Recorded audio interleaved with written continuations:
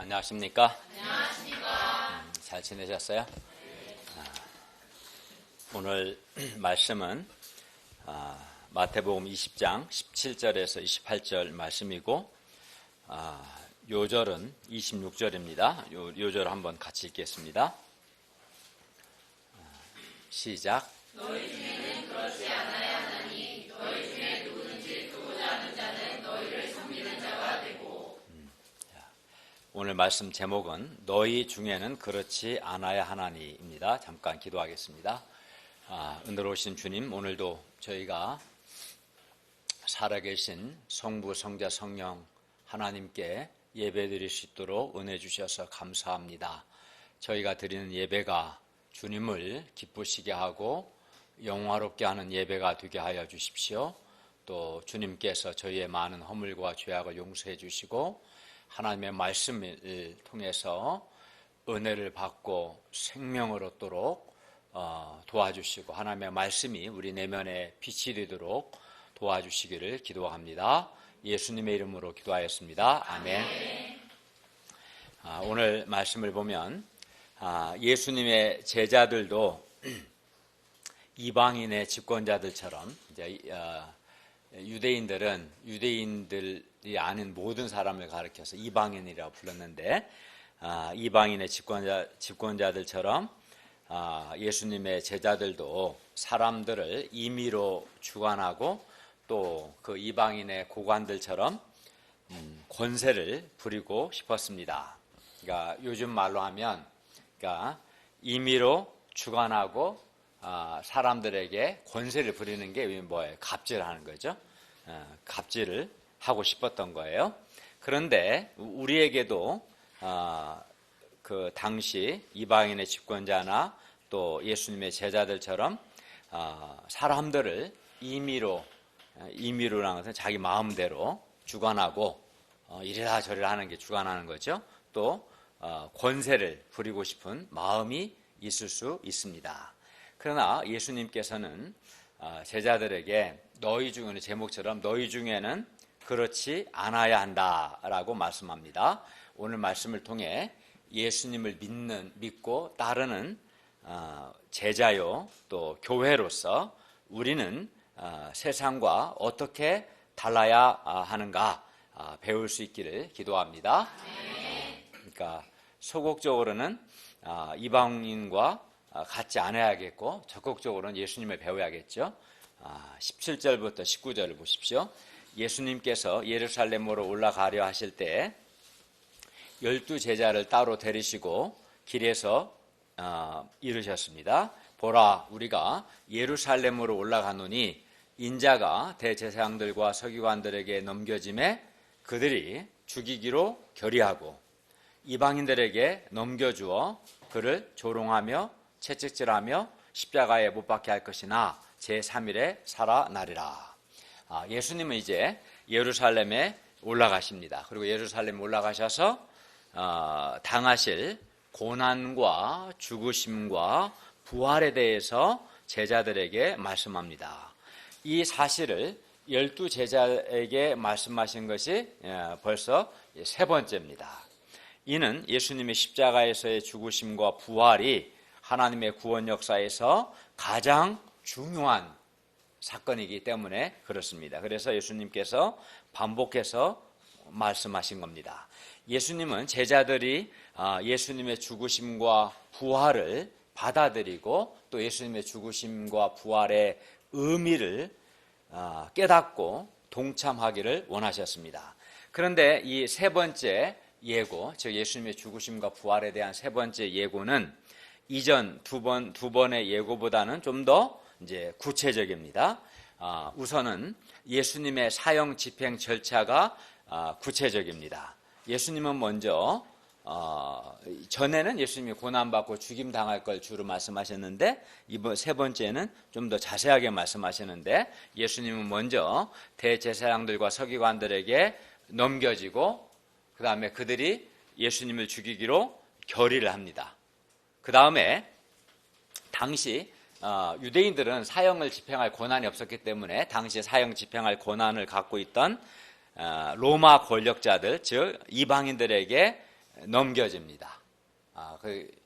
그리고 나서 이방인들이 이제 예수님께 행할 세 가지 조치들이 구체적인데, 그것은 조롱과 채찍질과 십자가에 못 박는 겁니다. 그러나 예수님의 이 십자가에서 죽음은 그것으로 끝나지 않습니다. 예수님은 제3일에 살아나리라고 분명히 말씀하셨습니다. 예수님은 조롱과 채찍질과 십자가의 죽음으로 끝나지 않고 반드시 다시 살아나십니다. 제자들은 예수님이 당할 일, 곧 예수님의 고난과 죽으심과 부활의 의미를 잘 알아야 합니다. 왜냐하면 그들은 장차 예수님의 죽으심과 부활의 의미를 사람들에게 가르치고 또 증거할 증인이 되고, 또 이 예수님을 그들도 따라야 할 사람들이기 때문입니다. 예수님은 제자들이 예수님께 대한 잘못된 기대, 무슨 기대냐면 예수님께서 예루살렘에 올라가셔서 이제 왕이 되실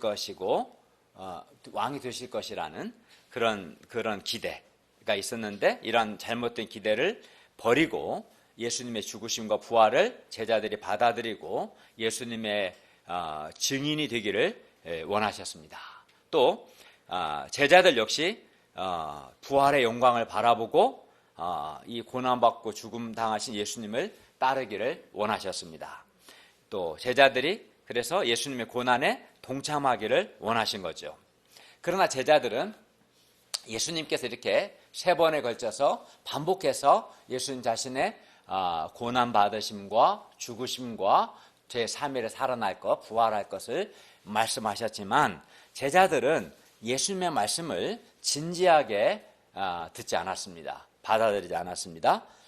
제자들은 여전히 예수님은 제자들이 예수님께 대한 잘못된 기대를 버리도록 반복해서 말씀하셨지만, 제자들은 여전히 예수님께 대한 잘못된 기대를 하고 있었습니다. 20절을 보십시오. 한 예가 나옵니다. 그때 세베대의 아들의 어머니가 그 아들들, 여기서 아들들은 야고보와 요한을 가리키는데, 이 두 아들을 데리고 예수님께 와서 절하며 무엇을 구합니다. 여기서 세베대의 아들의 어머니가 절하며 구했다는 것을 볼 때 그녀의 요청이 아주 진지하고 절실했다는 것을 알 수 있습니다. 예수님께서 이제 무엇을 원하느냐고 물으십니다. 그러자 세베대의 아들의 어머니가 말합니다. 21절을 보십시오. 나의 이 두 아들을 주의 나라에서 하나는 주의 우편에 하나는 주의 좌편에 앉게 명하소서. 그녀의 간구는 놀랍게도 자기 두 아들 야고보와 요한에 대한 높은 자리, 높은 지위였습니다. 예수님께서 예루살렘에 올라가시면 예수님께서 왕이 되어 다스리시는 메시아 왕국이 이루어질 거라고 기대를 하고, 그때 자기 두 아들을 왕이신 예수님의 우편과 좌편, 그러니까 그 나라에서 가장 높은 자리지, 가장 높은 자리, 가장 영광스러운 자리에 앉게 해달라는 것입니다. 그러니까 아들이 이렇게 잘 되기를 바라는 어머니 마음은 2000년 전이나 지금이나 동서고금을 막론하고 동일한 것 같습니다. 그렇죠. 시대가 많이 지났는데 똑같아요. 그러나 예수님은 지금 예루살렘의 왕이 되러 가시는 게 아니라 고난과 십자가의 죽음의 길을 가시는 거예요. 그 말씀하셨고 직전에 바로. 그런데 이들은 높은 자리에 올라가서 특권을 누릴 생각만 하고 있으니 참으로 안타깝고 기가 막힌 일이었습니다. 예수님은 대답하십니다. 우리 22절 볼까요? 22절 한번 읽을까요? 시작. 예수께서 대답하여 이르시되 너희는 너희가 구하는 것을 알지 못하는도다. 내가 마시려는 잔을 너희가 마실 수 있느냐? 그들이 말하되 할 수 있나이다. 네, 사람이 예수님의 좌편과 우편, 좌우편에 앉는다는 것은 먼저는 그가 예수님이 마시는 잔을 마시는 것을 의미합니다. 내가 예수님의 좌우편에 앉겠다는 것은 그 전에 먼저 예수님이 마신 잔을 마시겠다는 의미입니다. 사람이 예수님이 마시는 잔을 마시지 않고 예수님의 좌우편에 앉을 수는 없습니다. 그러나 두 제자는 이것을 알지 못하고 내가 예수님의 좌우편에 앉는다는 것은 먼저 예수님이 마시는 잔을 마셔야 한다라는 것을 알지 못하고 예수님의 좌우편에 앉는 영광만을 구한 것입니다. 그들은 이렇게 그들이 구하는 것을 알지 못했습니다. 예수님은 이러한 그들에게 그들이 예수님께서 마시는 잔을 마실 수 있는가 물으셨습니다. 여기서 예수님 마시는 잔, 여기서 잔은 하나님의 사람들의 죄에 대한 하나님의 진노의 잔을 가리킵니다. 즉 예수님께서 감당하실 고난과 또 십자가의 죽음, 죄의 형벌로서 십자가의 죽음을 의미합니다. 그러니까 예수님 마시는 잔은 사람들의 죄에 대한 하나님의 진노, 하나님의 사람들의 죄에 대한 형벌을 예수님이 담당하시는 것을 의미하는 것이죠. 하나님은 거룩하시기 때문에 사람들의 죄에 대해서 진노하십니다. 그래서 범죄한 사람들은 하나님의 진노의 잔을 마셔야 합니다. 그런데 예수님께서 사람들이 받아야 할 이 진노의 잔을, 그러니까 범죄한 사람들이 마셔야 할 진노의 잔인데 이 잔을 예수님께서 대신 마시고자 하신 겁니다. 그러므로 여기서 잔은, 예수님 마시는 이 잔은 예수님께서 사람들의 죄에 대한 형벌로서 받으시는 고난들을 상징합니다. 그리하여 그들이 예수님이 마시는 잔을 마신다는 것은 그들이 예수님의 고난에 참여하는 것을 의미합니다. 그러나 야고보와 요한 이 두 제자는 예수님이 마시는 잔의 의미에 대해서는 전혀 생각하지 않고 예수님의 좌우편에 앉는 것만 생각했습니다. 그래서 그들은 할 수 있습니다. 즉 예수님이 마시려는 잔을 우리가 마실 수 있습니다 라고 대답했습니다. 그들은 예수님의 좌우편, 즉 높은 자리, 영광의 자리에 앉기 위해서라면 그게 뭐가 됐든 할 수 있습니다 라고 한 거예요. 두 제자는 예수님의 좌우편에 앉을 수만 있다면 무엇이든지 할 수 있다고 생각했습니다. 이런 그들에게 예수님은 뭐라고 말씀합니까? 23절을 보십시오. 너희가 과연 내 잔을 마시려니와. 예수님은 그들이 예수님의 고난에 참여할 것이라고 말씀합니다. 너희가 과연 내 잔을 마실 수 있다. 즉 나의 고난에 너희가 참여할 수 있다고 아주 긍정적으로 말씀하셨습니다. 그리고 이 말씀대로 야고보와 요한은 예수님의 고난에 참여했습니다. 예수님 마시는 잔을 마셨습니다. 실제로 야고보는 기독교 최초의 순교자가 되었고 요한도 밤오섬에 유배되어 죽는 날까지 제자들 중에서 가장 오래 살았고 그러면서 가장 많은 고난을 받았습니다. 그러니까 예수님 마시는 잔을 마신 거죠. 그러나 예수님은 그들이 비록 고난의 잔을 마신다 할지라도 예수님의 좌우편에 앉는 것은 하나님의 주권이다 라고 말씀합니다. 23절 하반절을 보세요. 내 좌우편에 앉는 것은 내가 주는 것이 아니라 내 아버지께서 누구를 위하여 예비하셨던지 그들이 얻을 것이니라. 그러니까 고난을 통해 영광에 이른다는 것은 분명 사실입니다. 그러나 예수님의 좌우편에 앉는 것은 하나님의 주권입니다. 누가 앉는 건 하나님이 결정하는 거예요. 예수님의 좌우편에 누가 앉는가 하는 것은 하나님이 결정하십니다. 그러니까 우리가 주님과 복음을 위해서 고난을 받을 때 반드시 영광이 있습니다. 그러나 우리가 주님과 복음을 위해서 고난을 받는다고 해서 이 두 제자처럼 어떤 자리를 요구할 수는 없는 것입니다. 왜냐하면 고난에는 영광이 따르지만 자리는 하나님께서 결정하시기 때문입니다. 그러니까 우리가 예수님을 위해서 고난을 받는 자에게 영광이 있는 건 사실이에요. 그렇다고 해서 어느 자리에 앉는 것은 사람이 요구해서 되는 건 아니고 하나님이 주권적으로 결정하시는 거라는 겁니다. 24절을 보십시오. 10 제자가 듣고 그 두 형제에게 분이 여겼어요. 화를 냈습니다. 두 제자의 청탁 내용을 알고서 다른 제자들은 화가 많이 났습니다. 다 열받았어요. 왜 그래요? 이는 다른 제자들, 다른 열 제자들도 예수님의 좌우편, 즉 높은 자리, 영광의 자리에 그들도 앉고 싶었는데 야고보와 요한이 선수를 친 것이었고 그래서 화가 났던 겁니다. 또 세베대의 어머니, 세베대 아내, 즉 야고보와 요한의 어머니는 예수님과 인척 관계였는데 이 인척 관계를 이용해서 어머니 치맛바람을 동원한 것이 분했습니다. 화가 났어요. 자기들은 동원할 인맥이 없었기 때문에 열받았어요.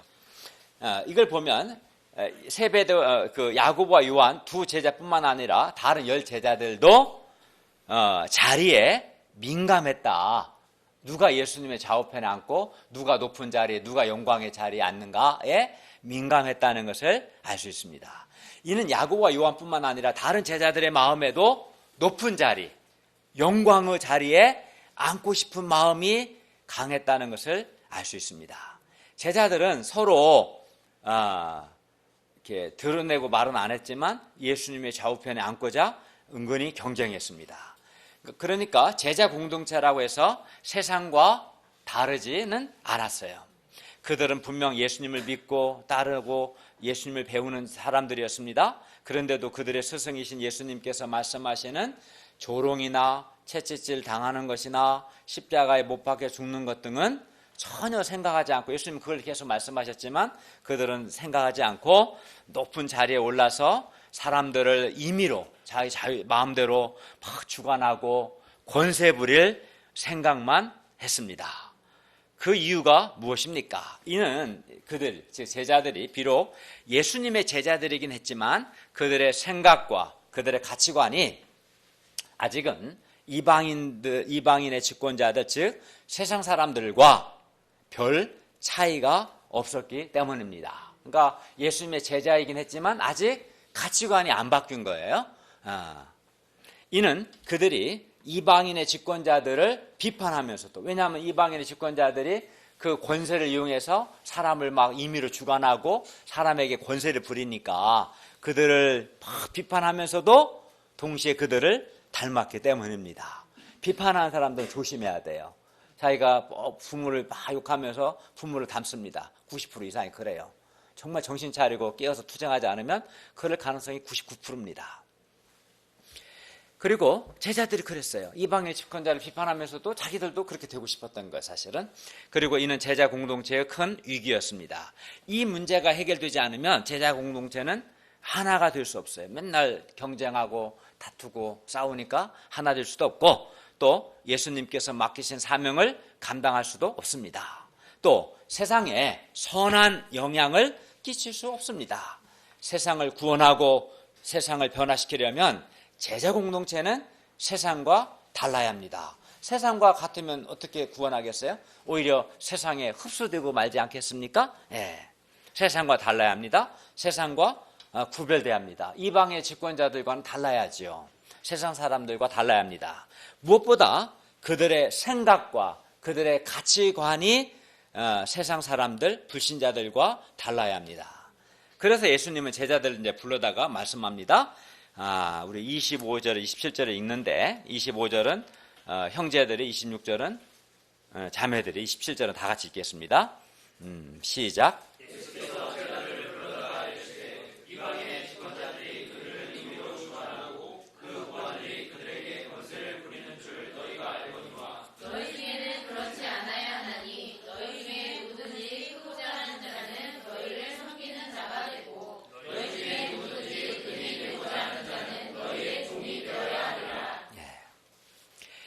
제자들이 예수님의 좌우편 자리에 앉고자 하는 것은 그 자리에, 좌우편 자리에 권세가 있기 때문이고, 이방인의 집권자들이나 고관들처럼 그 권세로 사람들을 임의로 주관하고 권세를 부리고 싶었기 때문입니다. 그러니까 우리나라에서 대통령, 총리, 장관 직책에 따라서, 또 법원장, 고검장 직책에 따라서 대우가 달라지죠. 의전이 달라지는 거예요. 의전이. 승용차가 달라지고 기사가 딸이 안 달라지고 차 배기량이 달라지고 모든 게 달라져요. 군인들은 별을 달고 안 달고에 따라서 완전히 달라지는 거예요. 그러니까 사람들이 다 높은 자리에 올라가 승진하고 싶고 진급하고 싶은 거죠. 그냥 그 자리에는 그만한 권세가 있고 특권이 있고 섬김이 있는 거예요. 그렇죠? 기업 안에서도 마찬가지일 겁니다. 예. 높은 자리에 올라가서 연봉이 달라지고 여러 이렇게 혜택이 달라지지 않겠어요? 다 똑같아요. 그러니까 제자들이 그래서 이렇게 예수님의 좌우편 자리에 앉고자 했던 것은 그 자리에 권세가 있기 때문이고, 이방인의 집권자들이나 고관들처럼 그 권세로 사람들을 임의로 주관하고 권세를 부리고 싶었기 때문입니다. 당시 이방인의 집권자들은 백성들의 평안이나 백성들의 유익이나 그들의 행복을 생각하지 않고 주로 집권자, 자기 자신의 뜻이나 자신의 유익, 자기의 필요를 주로 생각했습니다. 그래야 백성들에게 자기 유익을 위해서 함부로 대하고 심지어 백성들의 것을 빼앗기까지 했습니다. 그러니까 자기 유익을 위해서 많은 사람을 희생시켰습니다. 제자들은 그런 집권자들과 고관들이 아주 싫었습니다. 그러나 그들도 어느새 그런 집권자들을 닮아가고 있었습니다. 제자들도 이방인의 집권자들처럼 자기들도 사람들을 할 수만 있으면 임의로 주관하고 그 고관들처럼 사람들에게 권세를 부리고 싶었습니다. 그러니까 요즘 말로 하면 갑질을 하고 싶었던 것이죠. 그리고 이를 위해 예수님의 좌우편 곧 권력과 권세의 자리에 앉고 싶었던 것입니다. 제자들은 이방인의 집권자들이나 그 고관들을 비난하면서도 한편 그들이 권세로 사람을 임의로 주관하고 권세를 부리는 것이 부러웠고 자기들도 그렇게 하고 싶었습니다. 그래서 예수님의 좌우편에 앉고 싶었고 권세를 갖고 싶었습니다. 그러나 예수님은 이런 제자들에게 분명히 말씀합니다. 뭐라고 하십니까? 너희 중에는 그렇지 않아야 하나니, 너희 중에는 그렇게 하면 안 된다. 너희는 달라야 한다. 그리고 너희 중에 누구든지 크고자 하는 자는 너희를 섬기는 자가 되어야 하고, 너희 중에 누구의 으뜸 최고가 되고자 하는 자는 너희의 종이 제일 낮은 사람이 되어야 한다 라고 말씀합니다. 예수님의 제자들은 이방인의 집권자들이나 그 고관들과는 달라야 합니다. 그래서 예수님은 너희 중에는 그렇지 않아야 하나니 라고 말씀합니다. 이는 너희는 뭐라는 거예요? 달라야 한다 라는 말씀입니다. 여기서 너희는 물론 예수님의 제자들, 예수님을 믿는 신자들을 가리킵니다. 제자 공동체, 교회 공동체는 세상과 달라야 합니다. 무엇이 달라야 합니까? 가치관. 또 뭐가 달라야 돼요? 생각. 그러니까 제자 공동체는 생각하는 거나 말하는 것이 달라야 하고 행동하는 것이나 삶의 방식이 달라야 합니다. 한마디로 말하면 가치관이 달라야 합니다. 교회 공동체가 세상과 달라야 세상을 향해서 빛과 소금이 될 수 있습니다. 만일 다르지 않으면 교회 공동체가 존재해야 할 이유가 없는 겁니다. 예수님의 제자들은 이방인의 집권자들이나 그 고관들과 달라야 합니다. 예수님의 제자는 이방인의 집권자들처럼 백성을 임의로 주관한다거나 그 고관들처럼 백성들에게 권세를 부려서는 안 됩니다. 요즘 막 대한항공이 심각하죠. 대한항공 이명희 씨나 조현민 그 두 자매들이 어떻게 했어요? 그들이 가진 돈의 힘으로 직원들에게 갑질했죠. 그렇죠? 근데 제자들은, 우리 예수 믿는 신자들은 그들같이 그 자신이 가진 어떤 지위나 돈의 힘으로 갑질해서는 안 되는 거죠. 달라야 한다는 것은. 돈이 있어도, 지위가 있어도 갑질해서는 안 된다는 거예요. 예수님의 제자는 큰 자가 되기를 원하고 으뜸이 되고자 원하는 자는 그 주어진 권세를 가지고 자기를 위해 쓰지 말고 정반대로 다른 사람을 위해 다른 사람을 섬기는 데 써야 합니다. 그러니까 사람들이 갑질을 하고 싶어서 돈을 벌고 높은 자리에 올라가는데, 내가 돈을 벌거나 높은 자리에 올라가는 목적이 예수님의 제자는 다른 사람을 섬기기 위한 것이어야 한다는 것입니다. 다른 사람에게서 뭔가를 빼앗고 죽이기 위해서 권세와 힘을 쓰지 않고 다른 사람을 섬기고 살리기 위해서 자신이 가진 권세와 힘을 사용해야 합니다. 세상 사람들은 높은 자리에 앉으면 사람을 자기 마음대로 부립니다.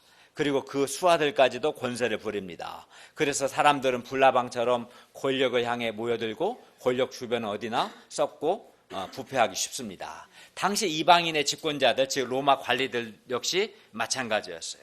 식민지 백성 이스라엘을 임의로 주관하고 또 그 밑에 있는 고관들이 권세를 부리며 백성들을 착취했습니다. 제자들은 이들을 몹시 미워했습니다. 그들을 몰아내야 한다며 의분을 품고 있었습니다. 그래서 그들은 예수님을 따랐고 이제 예수님이 예루살렘에 올라가시면 그들을 몰아내고 새 나라를 이루시리라고 기대하고 있었습니다. 그런데 제자들은 이방인의 집권자들을 미워하면서도 그들을 자기도 모르게 그들의 영향을 받고 그들을 배워가고 있었습니다. 제자들은 현재 높은 자리에 앉아있지 않아서 그렇지 높은 자리만 주어지면 세상 집권자들처럼 사람을 임의로 주관하며 권세를 부릴 사람들이었습니다. 그들은 예수님을 따르고 있었지만 그 품은 생각이나 가치관은 세상 사람들과 똑같았습니다. 예수님은 이런 제자들에게 단호하게 말씀하십니다. 너희 중에는 그렇지 않아야 하나니 너희 중에 누구든지 크고자 하는 자는 너희를 섬기는 자가 되고 너희 중에 누구든지 으뜸이 되고자 하는 자는 너희의 종이 되어야 하리라. 예수님의 제자는 주관하고 권세 부리는 자가 아니라 섬기는 자가 되고 다른 사람의 종이 되어야 합니다. 예수님은 크고자 하는 자는 다른 사람을 섬기는 자가 되고 또 으뜸이 되고자 하는 자는 다른 사람의 종이 되어야 한다고 말씀합니다. 여기서 다른 사람을 섬기는 자가 되고 다른 사람의 종이 된다는 것은 그러니까 내가 섬김을 받는 것이 아니라 다른 사람이 나의 섬김을 받는 것을 의미합니다. 다른 사람이 나의 종이 되는 것이 아니라 내가 다른 사람의 종이 되는 것을 의미합니다. 종은 자기를 위해 존재하는 것이 아니라 자기 주인을 위해 존재합니다. 종은 자기 뜻과 주인의 뜻이 충돌할 때 자기 뜻을 꺾고 주인의 뜻을 따릅니다. 종은 자기 유익을 구하지 않고 주인의 유익을 구합니다. 그러므로 내가 모든 사람이 종이 된다는 것은 내가 모든 사람을 위해 존재한다는 것을 의미하고 내가 나의 유익이 아닌 다른 사람들의 유익과 그들의 기쁨과 그들의 행복을 위해서 존재하는 것, 이게 내가 다른 사람의 종이 되는 겁니다. 내가 종이 되는 거예요. 다른 사람이 나의 종이 되는 게 아니라 다른 사람이 나의 유익을 위해서 나의 기쁨을 위해서 존재하는 것이 아니라 내가 다른 사람의 유익을 위해서 그의 기쁨을 위해서 존재하는 것, 이게 내가 다른 사람의 종이 되는 겁니다. 예수님은 이 점에서 본이 되셨어요. 예수님은 하나님이시기 때문에 하늘과 땅의 모든 권세를 가지셨습니다. 가장 높으신 분이죠. 예수님은 말씀 한마디로 폭풍을 잠잠케 하실 수 있는 그런 권세와 힘을 가지셨고 예수님은 사람을 죽이기도 하고 살리기도 하실 수 있는 힘을 가지셨습니다. 그러나 예수님은 예수님의 그 권세로 사람을 임의로 주관하거나 권세를 부리지 않으셨습니다. 우리가 복음서를 보면 알 수 있습니다. 예수님은 그 권세와 힘을 사람을 임의로 주관하고 권세를 부리는 데 쓰지 않고 살리는 데 쓰셨고 다른 사람을 섬기는 데 쓰셨습니다.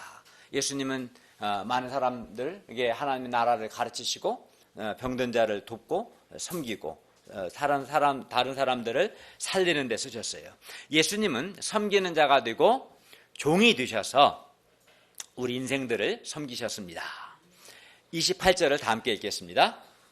시작. 인자가 온 것은 섬김을 받으려 함이 아니라 도리어 섬기려 하고 자기 목숨을 많은 사람의 대속물로 주려 함이니라.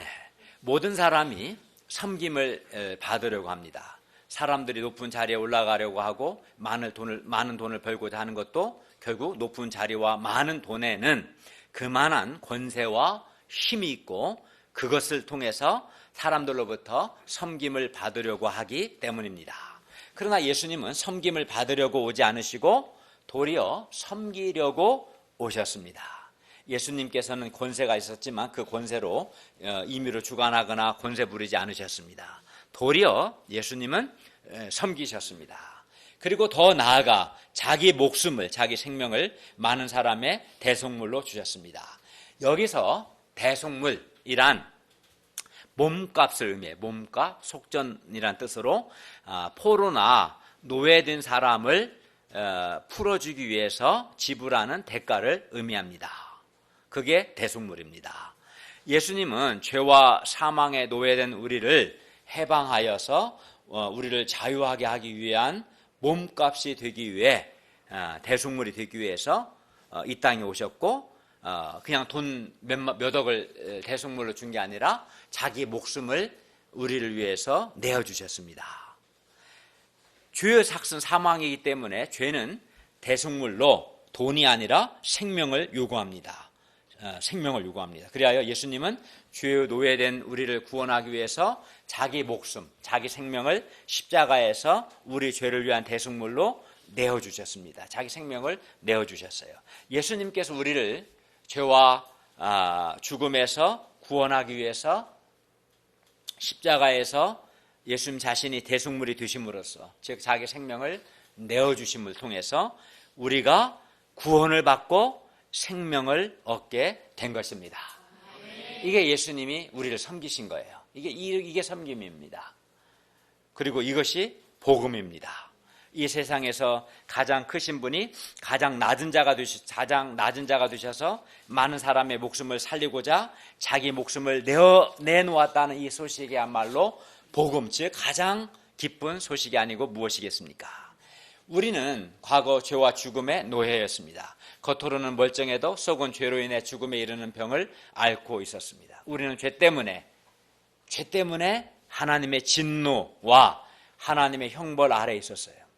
그래서 사람들이, 그러니까 죄로 인해 하나님의 진노 아래에 있는 사람들의 특징은, 하나님의 형벌 아래에 있는 사람의 특징은 마음에 평화와 기쁨이 없다는 거고 행복이 없다는 거예요. 여러분 아마 예수님을 믿기 전에 직장도 좋고 별로 문제가 없는데도 불구하고 이유를 알 수 없는 영혼의 불안, 두려움이 있고 또 마음의 평화가 없었던 경험이 있었을 겁니다. 그 이유는 내가 하나님의 진노 아래 있기 때문에 내 영혼이 평화 없고 근심했던 겁니다. 하나님의 진노 아래 있는 영혼은 결코 평화가 없습니다. 기쁨이 없습니다. 그러나 예수님은 십자가에서 자기 목숨을 우리를 위한 대속물로 내어주심으로써 우리를 죄와 죽음의 노예에서 해방시키셨습니다. 그리하여 누구든지 이제 이 예수님을 믿으면, 예수님을 나의 구원자로, 나의 하나님으로 믿으면 그 사람은 죄와 죽음의 노예에서 해방됩니다. 이 예수님을 믿는 사람은 구원을 받습니다. 그리고 예수님의 이 섬김, 그러니까 낮아지셔서 자기 목숨을 우리를 죄와 죽음에서 구원하기 위한 대속물로 내어주신 이 예수님의 섬김을 통해서 예수님을 믿는 모든 사람들이 생명을 얻고 변화되고 영적으로 건강하게 되고 행복하게 되었습니다. 그러니까 예수님의 섬김이 없었다면, 예수님이 자기 목숨을 우리를 죄와 죽음에서 해방하기 위한 대속물로 예수님이 내어주시는 이 예수님의 섬김이 없었다면 우리는 여전히 죄와 죽음의 노예 상태였고 여전히 하나님의 진노 아래에 있었고 여전히 하나님의 형벌을 받을 자들이었을 겁니다. 그러나 이 예수님의 자기 목숨을 내어주시는 이 섬김을 통해서 우리가 구원을 받고 건강하게 되고 살아나게 된 겁니다. 예수님의 섬김이, 그러니까 예수님의 섬김이 뭔가 알겠죠? 섬김은 물론 공생의 기간 동안 사람들에게 하나님 나라의 복음을 전하신 거고 제자들을 키우신 것이고, 가장 결정적인 섬김은 십자가에서 자기 목숨을 대속물로 내어주신 거예요. 이게 예수님의 섬김의 핵심이고 절정인데, 이런 예수님의 섬김이 많은 사람들을 살렸습니다. 예수님께서 자기 목숨을 많은 사람의 대속물로 주심으로써 많은 사람들이 살아났습니다. 구원을 받은 것입니다. 그러므로 예수님을 따르는 제자들이라면 예수님을 본받아 마땅히 자신도 다른 사람을 섬기는 자가 되고 다른 사람의 종이 되어야 합니다. 이것이 진정한 제자도이고 이것이 예수님을 믿는 신자가 살아야 할 마땅한 삶입니다. 후에 제자들은 당신은 이렇게 서로 예수님 좌우편에 앉고자 경쟁했지만 후에 제자들은 변화되었고 이 예수님을 본받았습니다. 그리하여 예수님을 본받은 제자들의 섬김을 통해서 정말 많은 사람들이 살아났습니다. 많은 사람들이 구원을 얻었습니다. 제자들이 섬김을 받으려고 하지 않고 도리어 섬기려 하고 자기 목숨을 많은 사람을 위해 희생했을 때 제가 구체적으로 그들이 복음 전파를 위해서 많은 수고를 했고요. 또 심지어 순교까지 당하고 많은 희생을 했는데 이러한 제자들의 섬김을 통해서 많은 사람들이 구원을 받고 살아났습니다. 제자들의 이런 섬김을 통해서 많은 사람들이 변화되고 건강하게 되고 행복하게 되었습니다. 우리 역시 예수님과 예수님을 본받은 선배 목자님들의 섬김을 통해서 살아났습니다. 내가 그냥 살아난 게 아닙니다. 갑자기 하늘에서 땅에 떨어진 게 아닙니다. 목자님들이 매주 말씀으로 섬겨주고 또 사랑의 수고를 해주고 또 나를 위해서 기도해주고 자기도 감당 못하고 부모도 결코 감당할 수 없는 그 죄 문제들을 감당해주고 자신의 죄와 싸워주고 씨름해 주었기 때문에 우리가 죄와 죽음에서 구원받고 살아나고 변화된 것입니다. 우리가 건강하게 된 겁니다. 그래서 또 가정도 이루게 된 겁니다. 우리는 그것을 알아야 합니다. 내가 거저된 게 아니라는 걸 알아야 합니다. 예수님의 섬김이 있었고 예수님을 본받은 목자님들의 많은 사랑의 수고와 희생을 통해서 내가 주의 복음의 말씀을 듣고 회개하고 변화되고 이렇게 생명을 얻었다는 것을 기억해야 합니다. 그런데 이렇게 섬기는 데에는 많은 수고와 희생이 따릅니다. 그래서 사람들이 싫어하는 게 섬김에는 수고와 희생이 있습니다. 반드시 수고와 희생이 없는 섬김은 없습니다. 다른 사람을 섬기기 위해서는 첫째로 내가 내 마음을 들여야 합니다. 내 마음을 쏟아야 합니다. 목자의 삶을 살다 보면 마음고생을 참 많이 합니다. 또 자신의 시간을 들여야 합니다. 자기 시간을 자기를 위해서 쓰기보다 동역자 양들을 위해서 사용해야 하고 또 돈도 드려야 합니다. 당연히 11조도 드려야죠. 신자라면 11조만 드립니까? 그 이상을 드려야죠. 또 실제적인 삶 속에서 많은 사랑의 수고가 요구됩니다. 또 사람을 돕기 위해서는 정말 오래 참아야 합니다. 이게 다 수고고 희생입니다. 섬김입니다. 그러나 이런 목자들의 섬김을 통해서 많은 사람들이 살아나기 때문에 여기는 분명한 수고와 희생이 있지만 이 일은 정말 가치 있는 일이고 보람 있는 일이고 위대한 일입니다. 자기 목숨을 많은 사람의 대속물로 내어주신 예수님의 섬김과 이 예수님을 본받은 목자님들의 섬김이 우리를 살렸고 우리를 변화시키고 있습니다. 그러므로 이제는 우리도 나도 다른 사람을 섬기는 삶을 살아야 마땅합니다. 섬김이 우리를 살린 것처럼 섬김이 또 다른 사람들을 살릴 겁니다. 이처럼 섬김을 통해서 생명이 살아납니다. 아이들이 부모의 섬김을 통해서 건강하게 자라듯이 우리의 섬김을 통해 다른 사람들이 영적으로 건강하게 자라는 것입니다.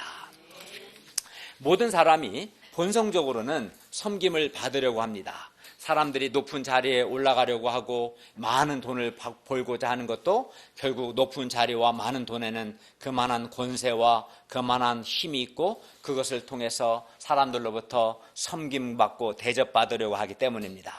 그러나 제자들이 임의로 주관하고 권세를 부리고 섬김을 받기 위해 서로 크고자 하고 으뜸이 되고자 했을 때는 그들은 서로 경쟁하고 서로 다투고 시기하고 서로 화를 냈습니다.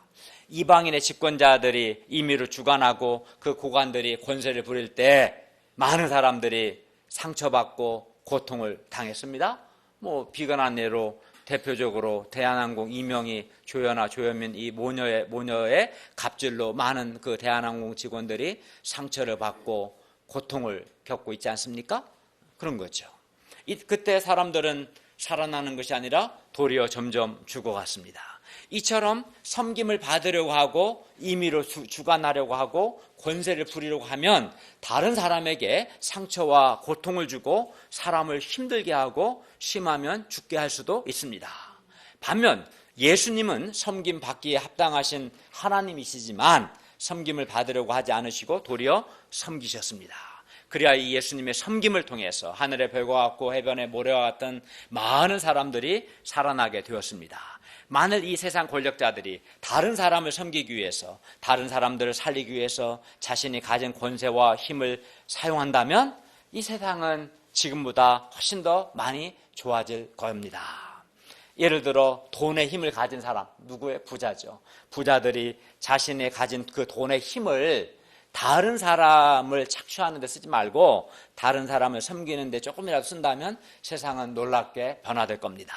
그런데 권력이나 돈 가진 사람들이 자기 만족을 위해, 자기 유익을 위해 주로 자기 기득권을 지키기 위해 권력과 돈을 사용하기 때문에 가난한 사람들과 약자들이 더욱 고통을 받습니다. 우리 사회의 양극화가 더욱 심해집니다.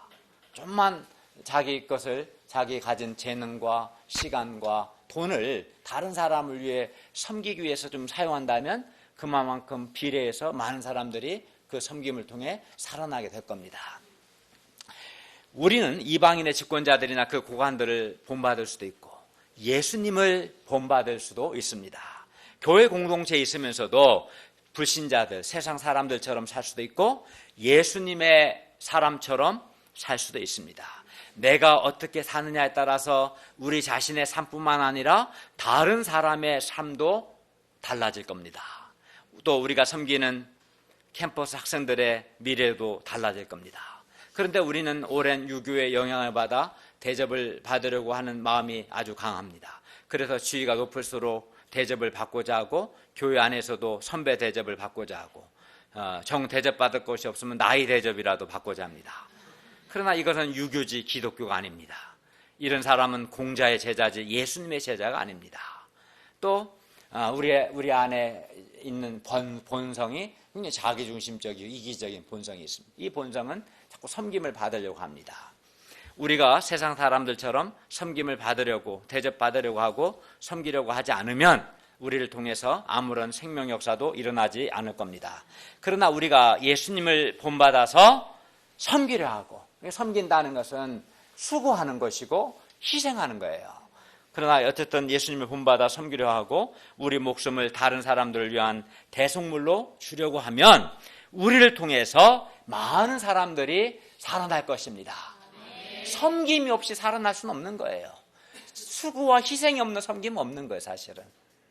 그래서 섬김은 아름다운 거예요, 사실은. 고귀한 거죠. 섬기는 공동체야말로 세상의 소금이 되고 빛이 됩니다. 종이 되는 공동체야말로 생명을 살리는 공동체가 됩니다. 결론입니다. 너희 중에는 그렇지 않아야 하나니 우리는 예수님을 믿고 따르는 사람들입니다. 그렇기 때문에 우리는 세상과 달라야 합니다. 우리는 예수님을 본받아야 합니다. 그런데 예수님은 섬김을 받으려고 하지 않으시고 도리어 섬기려고 하고 자기 목숨을 많은 사람들의 대속물로 주셨습니다.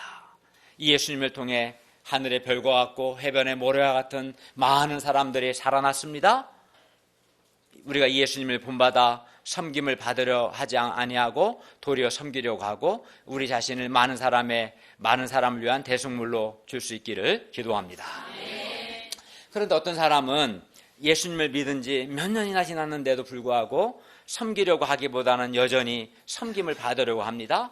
자기의 진심과 자신의 시간과 자신의 재능과 자신의 돈을 다른 사람이 구원받고 변화되고 건강하게 되는 데 쓰지 않고 주로 자기 자신과 자기 가족들을 위해서만 사용합니다. 다른 사람을 섬기기 위해서 수고하고 희생하는 것을 싫어합니다. 그리하여 이런 사람을 통해서는 한 사람도 살아나지 않고 그 자신도 결코 성장하지 못합니다. 반면 어떤 사람은 자신의 진심과 자신의 시간과 자신의 재능과 자기 돈을 다른 사람이 구원받고 변화되고 건강하게 되는 데 씁니다. 다른 사람을 섬기기 위해서 수고하고 희생합니다.